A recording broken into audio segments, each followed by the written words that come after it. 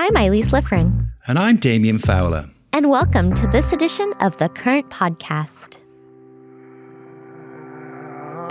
This week, we sit down with Andrea Sullivan, the Chief Marketing Officer at VaynerX, the holding company that houses several businesses, including the ad agency VaynerMedia, founded by Gary Vaynerchuk and his brother in 2009.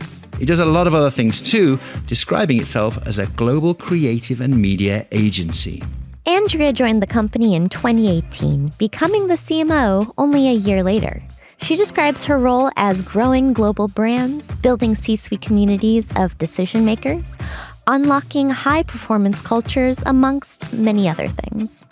Andrea is also a professor and sits on many boards, including the United Nations Association of New York and the Miami Art School. Above all, she's a great believer that what makes a brand vibrant is its connection to culture. And she should know, Andrea has 30 years of experience in marketing and advertising.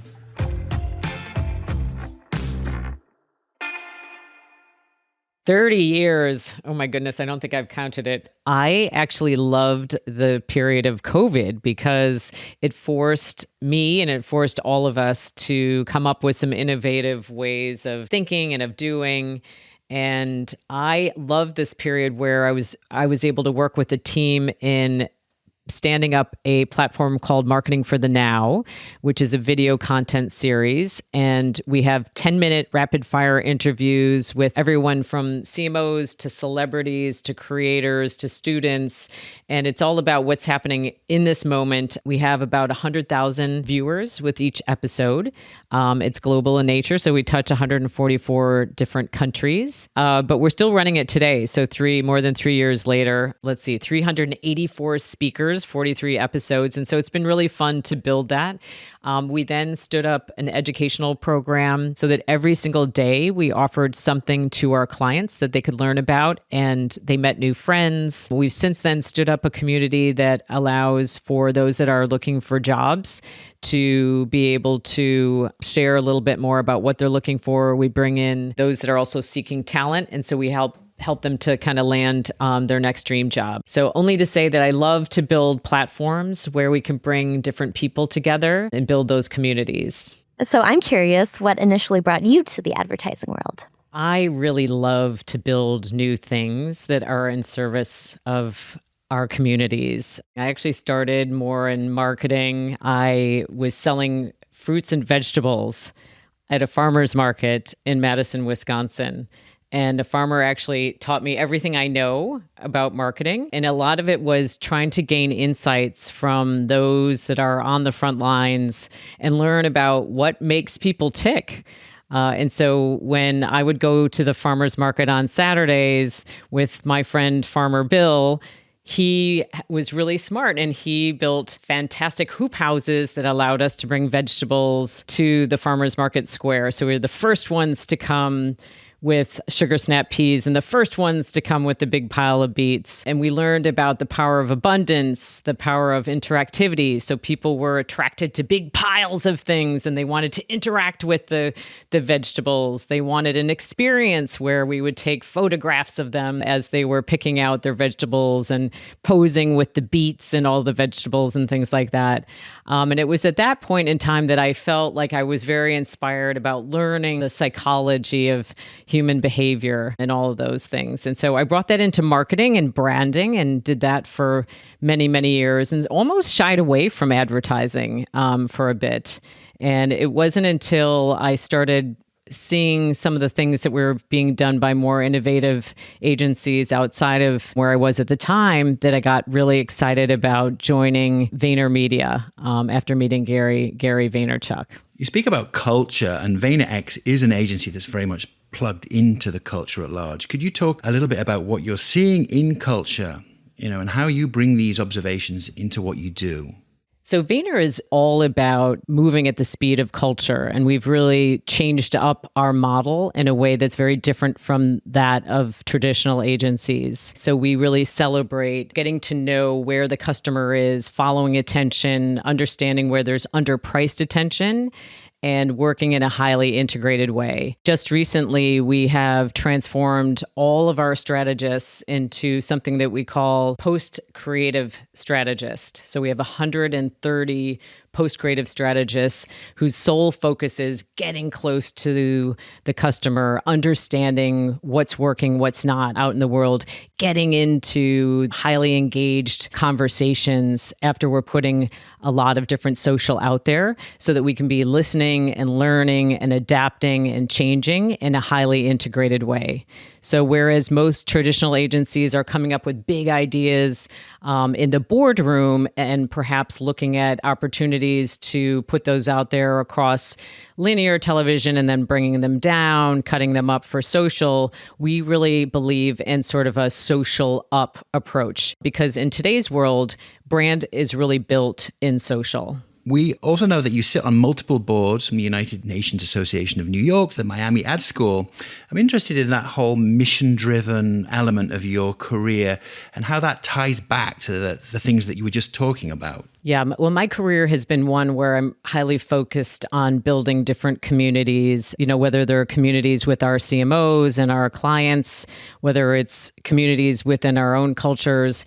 And part of that is really driven by my belief that we're all responsible for giving back. And there's something I really celebrate with Gary where we believe in generosity and the power of good karma. But additionally, I think those of us that work in corporations can come up with really fantastic ideas that can help the nonprofits of the world. One of the boards that I'm most excited about is an organization called Creative Spirit, and they focus on finding jobs for those with disabilities. There's a really scary statistic that 85% of those with disabilities are unemployed.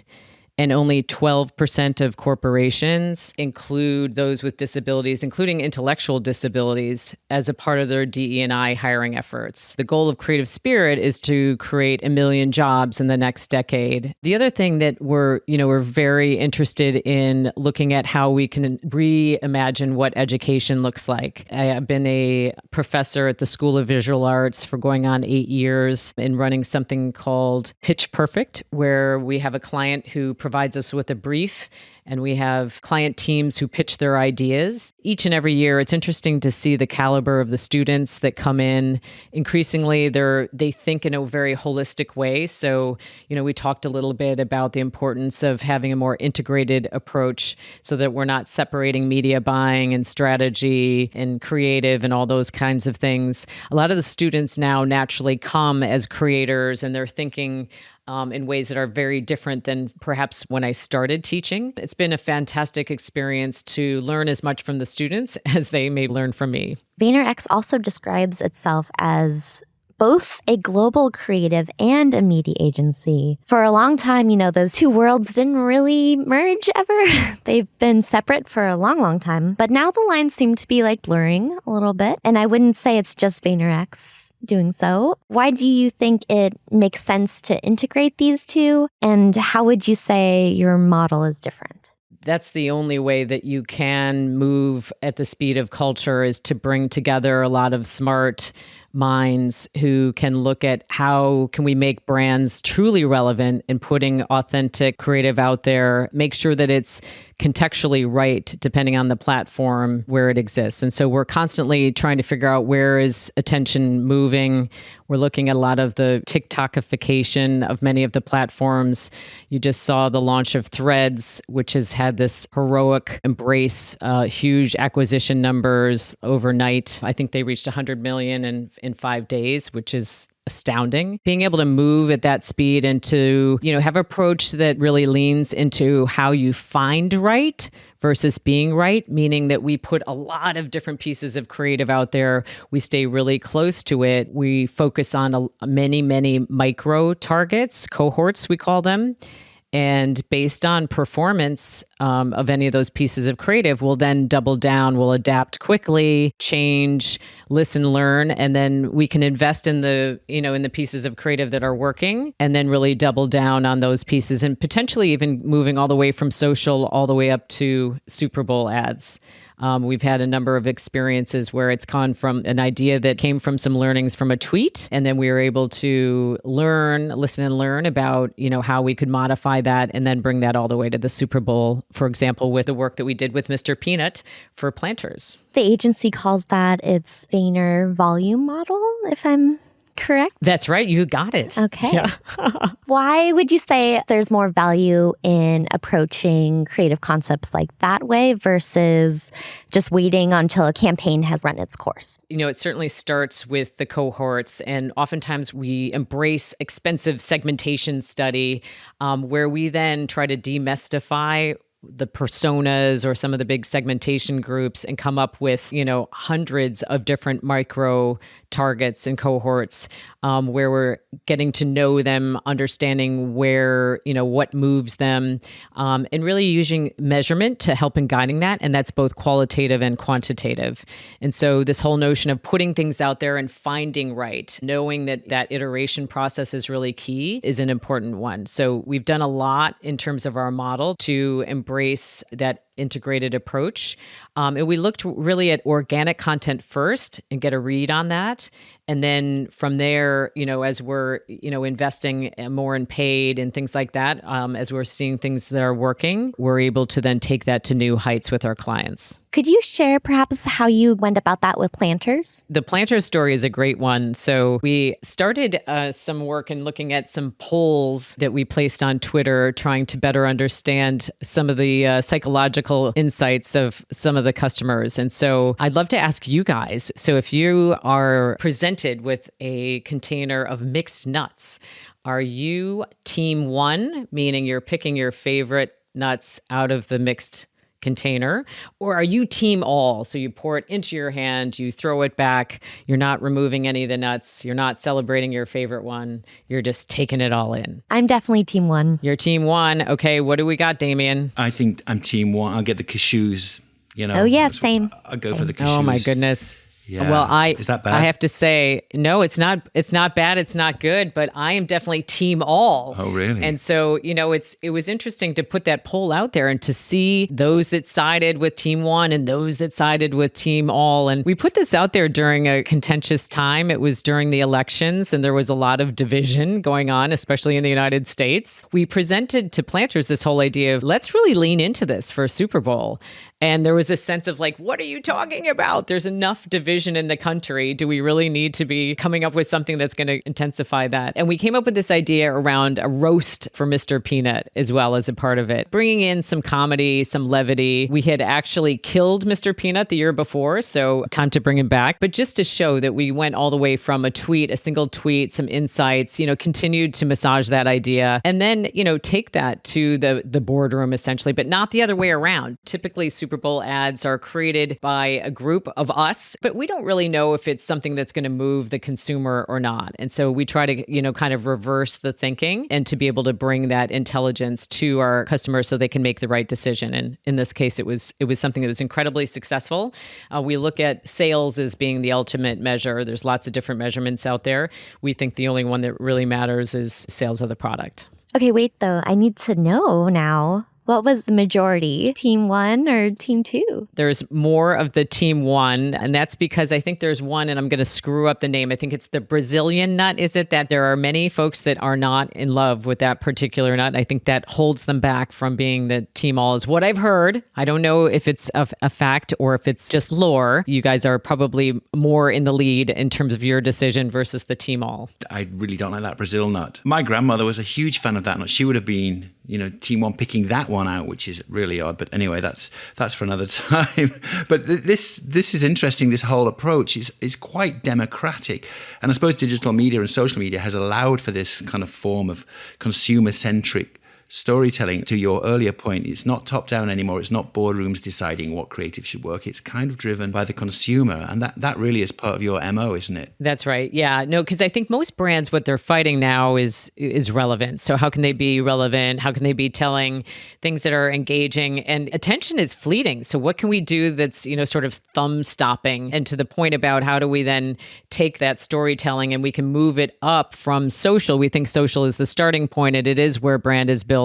But then you can bring it into streaming and into linear in a way that's much more agile and allows you to move in a way that really connects. How are you guys thinking about AI at the agency? What can AI do for advertising creative as well as media buying? I think we've been pretty loud about some of our points of view on AI. Typically, Gary leans into everything 150%. In this instance, he's saying, hey, we all have to get on the AI treadmill. He thinks that a lot of people have a great deal of fear in the industry around, what's going to happen with AI. And he says, fuck fear, get on that treadmill, learn as much as you can. It's going to be those that understand the limitations, but also how to embrace the technology that are going to really excel in the future. Beyond AI, what other trends or platforms are driving audiences across this brave new digital ecosystem that we're talking about? If you look at the launch of Threads, there's constantly new platforms, new opportunities for our consumers to be engaging with one another. And so we're always trying to learn and to share a bit more about like what's happening right now and how can you take advantage of a platform that's in its infancy before all of the algorithms get solidified, before it shifts from organic to paid as well. So, for example, we've got a big session with a couple hundred C-suite this week where we're just standing up pop-up learning sessions where we're teaching what we know, but they're highly collaborative sessions because our ego is not such that we pretend to know everything. Nobody does. But how can we continue to listen and to learn and to understand how the combination of art and science really works? And speaking of the future of the industry, I know VaynerX is very invested in finding and nurturing new talent, which you spoke to earlier. But can you talk to us about the importance of your residency program in bringing that new talent in, especially folks from diverse backgrounds? Agencies often complain the talent pipeline doesn't allow them to hire diverse candidates and they have a hard time in discovering those. We decided to create our own pipeline. We developed something that we call the VaynerX residency program, and it started in 2020 as strictly focusing on media, bringing in these candidates. Some of them come straight from high school, others come from college, and they come from all different walks of life in different industries. And our belief is that if someone is curious and wants to learn, that we can help in teaching them all about what we do, because there isn't a place where you can learn all of the things that we're teaching right now, or it's very hard to do. And so we thought, why not stand up our own teaching program? Over 500 residents have gone through the program thus far. And they join a part of classroom style sessions. They have group projects. They have fireside chats with VaynerMedia executives and VaynerX executives. And then they also have on the job training on dedicated client accounts as well. It's a 12-week program. They are allowed to sort of try on our culture, learn some things. We're allowed to try them out. And we've had graduation counts as high as 92%, depending on the class. And we find that 56% of those that are a part of the program identify as BIPOC. It's been really helpful. There's a lot of things changing in education right now. And so we want to help be part of the catalyst for that kind of reframing of education all up. And that's it for The Current. Stay tuned because next time we'll have Lenovo Global VP and CMO Emily Ketchen. Diversity is absolutely the cornerstone of our business, and it completely allows us to stretch and adapt to values, policies, and truly the culture of our customers in the markets that we serve around the world. The Current is produced by Wonder Media Network. Our theme is by Loving Caliber, and the Current team includes Chris Brooklier and Kat Vesey. And remember, get on that treadmill, learn as much as you can. It's going to be those that understand the limitations, but also how to embrace the technology that are going to really excel in the future. I'm Damien. And I'm Elise. And we'll see you soon.